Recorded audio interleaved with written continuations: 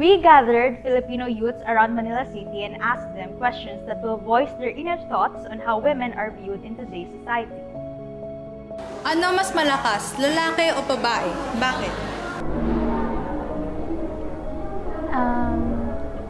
Para po sa akin, it depends naman din po. Pero if I have to choose, lalaki po. Kasi in some occasions po, like pagbubuhat ng mga mabibigat na bagay, right? Sometimes inuutusan natin yung mga lalaki, diba? And opinion ko lang po yun. So, yun lang po. For me po, it depends naman po kasi hindi po lahat ng kaya ng lalaki is kaya rin po ng babae. Like, carrying heavy things. If ever naman po na kailangan natin buhatin is, we need to ask the boys to do it. Babae po kasi po kaya po nilang gawin kahit anong bagay. For me, men are strong than girls because boys are masculine and girls are feminine. Women are known to be childbearers, caretakers of the household. Ipinagkakait sa kanila ang karapatan na bumoses para sa pagbabago. Nakakalungkot isipin na kadalasang perception sa mga kababaihan ay ang pagiging mahina at pangalawa lamang sa mga kalalakihan.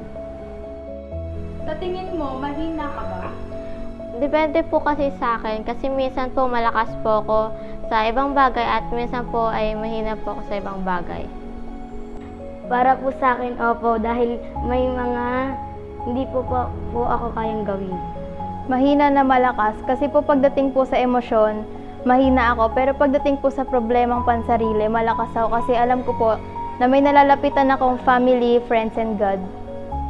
Para po sa akin, hindi. Kasi maraming mga bagay na parang, there are many things na I thought at first na hindi ko kaya.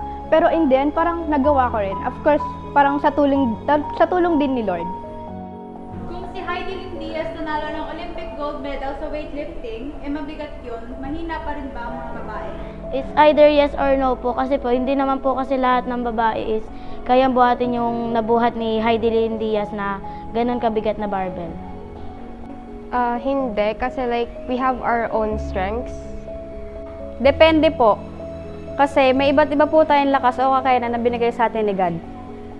Hindi, sapagkat lahat ng mga babae may kakayanang gawin ang mga gusto nila. At a young age, they are taught to live in a stereotype of the society on how women must live. But it is not too late. Today's leaders are women. They can be leaders too. We can be leaders of the world.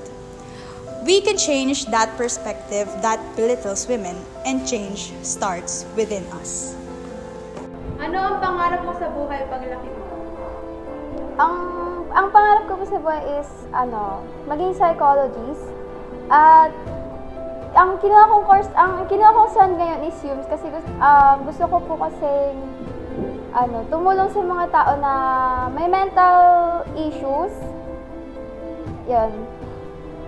Pangarap ko po maging entrepreneur kasi po usually mga nag-handle po ng company, mga male, and for me, kaya ko pong gawin yon as girl. Even the Bible has something to say about women. In Proverbs 31, verse 16 to 17, she considers a field and buys it. Out of her earnings, and she plants a vineyard. She sets about her work vigorously. Her arms are strong for her task. Hindi mahina ang mga kababaihan at patuloy naming palalakasin ang boses namin. We are moving forward with our voices to advocate for change. Hindi lamang na ikukubli ang mga kababaihan sa kani-kanilang mga tahanan. Bagkus, kaya namin lumabas at ipakita sa mundo ang aming kakayahan. Bilang kabataang babae, paano mo mahihikayat ang kapwa mo babae na magtiwala sa kanyang kakayahan? I will tell my fellow women that there is nothing impossible through God. As a woman, I will encourage my fellow women to know their strength and capabilities. It doesn't matter na anong sinasabi ng iba kasi own choice po yun.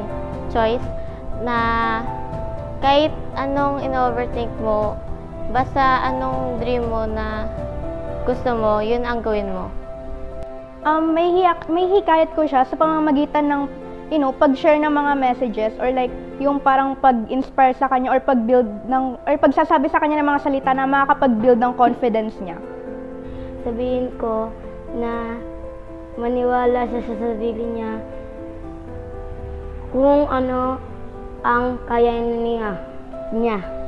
Hihikayatin ko po siya sa pamamagitan ng pagsusubukin ko po siya ng mga bagay na hindi niya pa nagagawa o nararanasan upang unti-unti niyang ma-realize na meron siyang sariling kakayahan. So, parang gagawin ko po is, ipapanatag ko po yung, yung loob niya na kaya mo yan, sige lang, go lang. Kung gusto mo yan, go lang. Kung saan ka masaya, yun lang po. Bilang isang babae, ihihikayat ko po yung kapwa kong babae na maniwala sa kanyang sarili, sa kanyang kakayanan. Simple lang. Bibigyan mo siya ng advice na kaya niyang gawin lahat ng mga gusto niyang gawin, and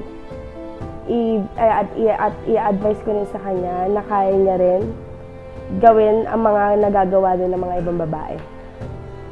Magpo-post po ako ng mga inspirational quotes sa social media. Sasabihin ko po sa kanila na maging confident at huwag mahiyang ilabas yung talents na meron sila. Kung kaya ko po, kaya din po nila. Okay, for me po, syempre, ang mga babae po kasi, parang naging ano na po sa kanila na syempre mas malakas po ang lalaki. Parang tumatak na po sa isip nila yon. Pero syempre po, ang mga babae hindi po basta-basta nagpapatalo. And marami pong bagay ang nagagawa ng babae. Kasi sa lalaki, meron po tayong confident ng mga babae. And ano po, kung kaya ng iba, syempre kaya mo rin. I can encourage them by like saying na okay lang kahit magkamali kasi like it's better than nothing. Palaging tandaan na Babae ako. Babae ako. Babae ako. Babae ako! Babae ako. Babae ako. Babae ako! Babae ako. Babae ako! Babae ako. Babae ako. Babae ako! Babae ako. Babae kami at hindi babae lamang.